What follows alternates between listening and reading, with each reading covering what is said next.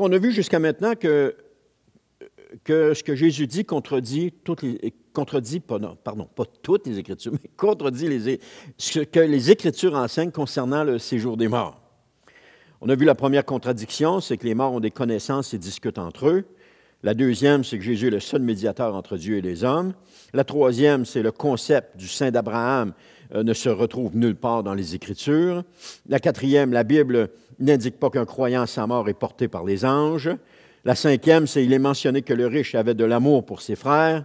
La sixième, le riche se souvient de ses frères dans le séjour des morts. La septième contradiction, le riche adresse une prière à Abraham. La huitième contradiction, la seule destinée pour le juste et l'injuste, c'est le séjour des morts.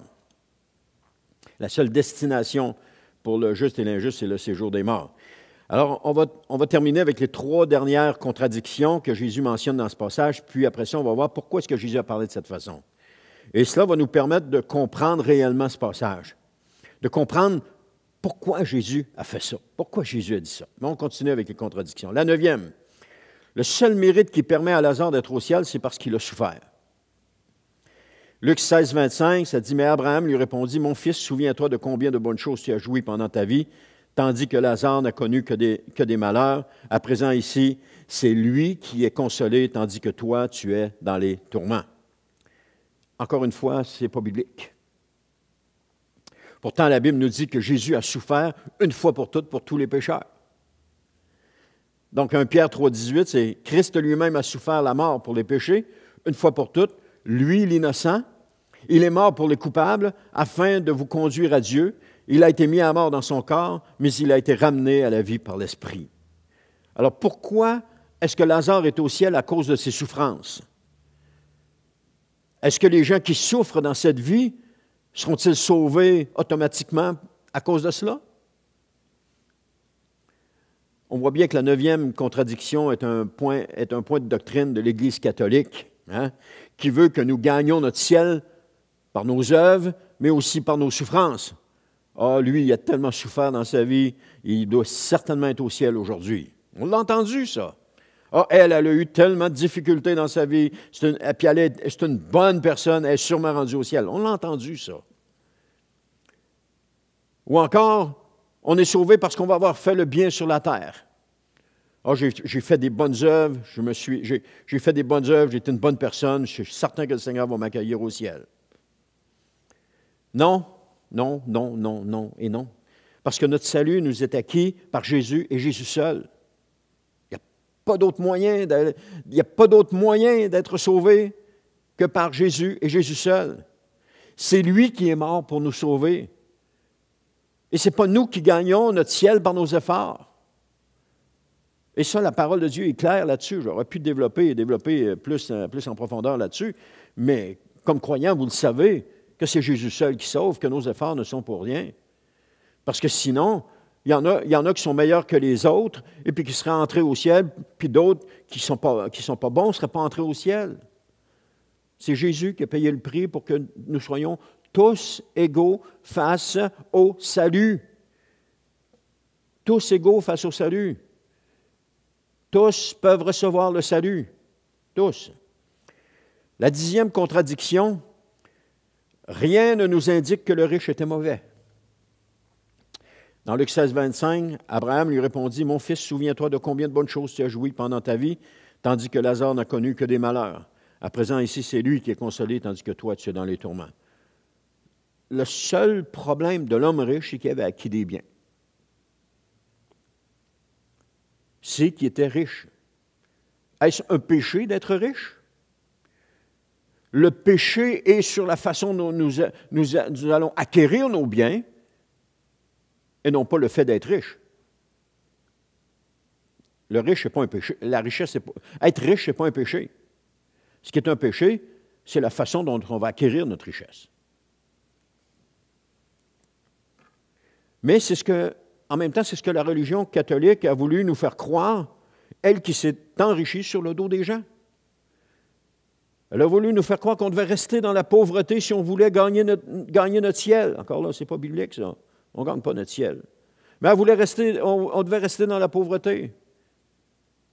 Au Québec, on la connaît, celle-là, on est né pour, pour un petit pain. Reste comme t'es, puis c'est tout. Encore une fois, ceci est un concept qui n'est absolument pas biblique. Parce que ceci voudrait dire que nous gagnons notre ciel par nos souffrances.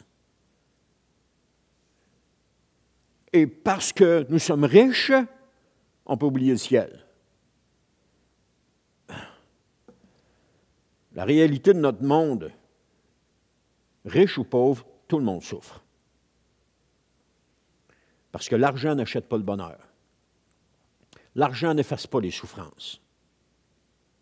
Tout le monde souffre. Mais l'autre réalité est que Jésus est mort pour tous les gens, riches ou pauvres, sans distinction. Parce que tous sont pécheurs, nous dit la parole, et tous ont besoin de Jésus pour être sauvés. On est venu au monde nu, avec rien, et on va quitter ce monde avec rien.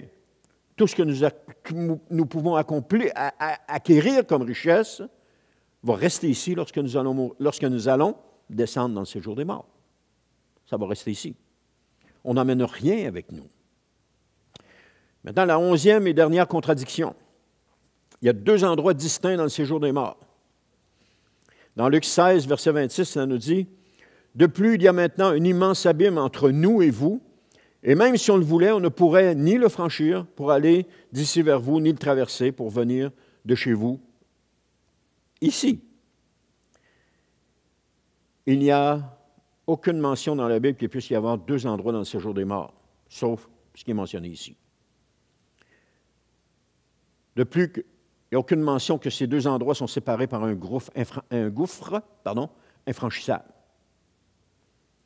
Et encore que les morts puissent se voir et se parler l'un et l'autre. Alors qu'on a vu jusqu'à maintenant, dans les vidéos précédentes, on a vu jusqu'à maintenant que c'est le silence dans le séjour des morts et que personne n'a conscience dans le séjour des morts. Tout ce que Jésus vient de dire dans ce passage n'est pas biblique. Vous rendez-vous compte? Tout ce que Jésus dit dans le passage n'est pas biblique.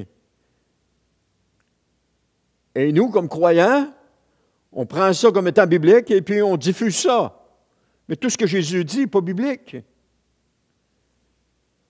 Ce sont 11 propos qui sont en complète contradiction avec les Écritures.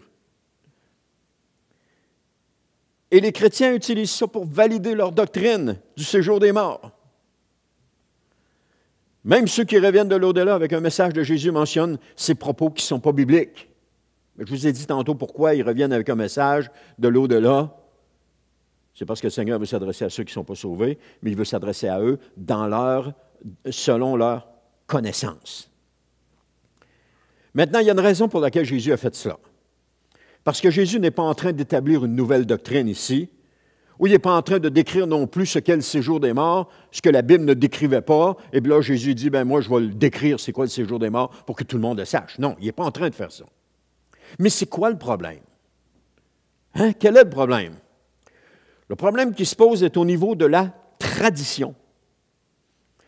Comment se fait-il que Lazare et le riche sont au ciel? Comment se fait-il que le riche et Lazare sont éveillés? Pourquoi Jésus mentionne-t-il tous ces détails qui sont en opposition directe avec les Écritures? Pourtant, Jésus savait très bien que rien ne pouvait être ajouté ou enlevé à la loi. Parce que lui-même a dit, dans Matthieu 5, 18, « Oui, vraiment, je vous l'assure, tant que le ciel et la terre resteront en place, ni la plus petite lettre de la loi, ni même un point sur un i n'en sera supprimé jusqu'à ce que tout se réalise. » On voit ça aussi dans Apocalypse 22, 19. « Si quelqu'un retranche quelque chose des paroles prophétiques de ce livre, Dieu lui ôtera tout droit à l'arbre de vie et à la ville sainte décrit dans ce livre. » Donc, la parole est explicite. Nous ne pouvons rien enlever ou changer à la parole de Dieu. Alors, pourquoi Jésus a fait ça? Pourquoi Jésus y est allé de 11 contradictions? Le problème, c'est que les doctrines de l'époque étaient non scripturaires. Jésus savait, à ce moment-là, que la majorité des doctrines véhiculées par les pharisiens ne provenaient pas des Écritures, mais plutôt de la tradition des anciens. Et cela, Jésus leur a exposé à plusieurs reprises. On voit ça dans Matthieu, chapitre 15, versets 3 à 6, qui dit « Et vous, répliqua-t-il, pourquoi désobéissez-vous au commandement de Dieu pour suivre votre tradition?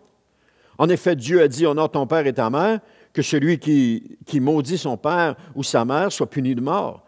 Mais vous, qu'enseignez-vous? Qu'il suffit de dire à son père ou à sa mère, je fais offrande à Dieu d'une part de mes biens, avec laquelle j'aurais pu t'assister, pour ne plus rien devoir à son père ou à sa mère. Ainsi, vous annulez la parole de Dieu par votre tradition. Hypocrite, Ésaïe a fort bien prophétisé à votre sujet.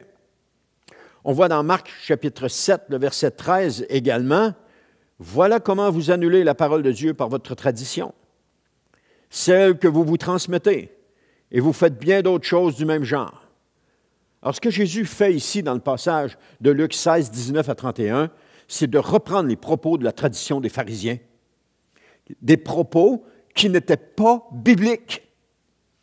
Tout ce qu'il énumère, les 11 contradictions, étaient des propos que les pharisiens tenaient à cette époque-là, des propos qui n'étaient pas bibliques. Et ces propos étaient véhiculés comme étant une vérité, mais malheureusement, ce n'était pas scripturaire. Nous savons que tout ce qui est en dehors de la parole de Dieu n'est pas la vérité. Le monde dans lequel nous vivons est un monde de mensonges. Donc, tout ce qui est en dehors de la parole de Dieu n'est pas la vérité. Et juste à regarder sur les réseaux sociaux, et vous allez vous apercevoir qu'il y a nombre de mensonges qui sont véhiculés là. De toutes sortes. De toutes sortes. J'en voyais un dernièrement, il parle des autos électriques.